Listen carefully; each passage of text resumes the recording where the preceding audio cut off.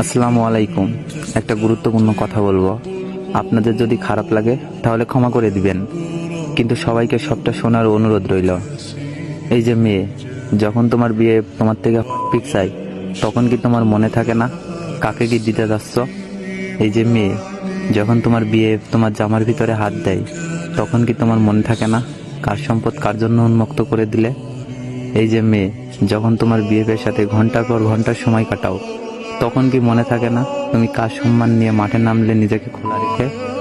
এই যে মেয়ে, বিএফের সাথে তার ভাইয়ের ফ্ল্যাটে গিয়ে এক করে শুয়ে থাকো, তখন কি মনে থাকে না কার সম্পদ কাকে বিলিয়ে দিচ্ছ? নিজের মতো করে যখন নিজেকে বিলিয়ে দিচ্ছ, তখন সেই অপবাদ সব ছেলেকে দিচ্ছ কেন?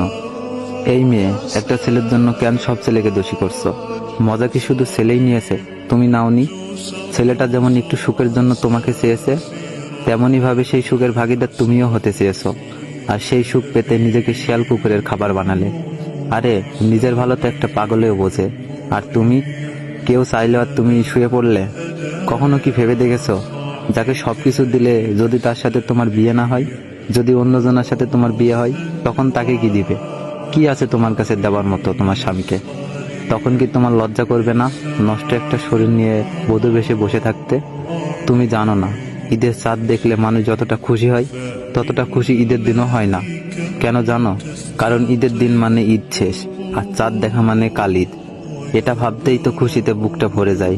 ঠিক তেমনই, যে তোমাকে বিয়ের আগে পেয়ে গেছে, তার আবার কি দরকার তোমাকে বিয়ে করার? কথাগুলো খারাপ লাগলে আমাকে ক্ষমা করে দিবেন।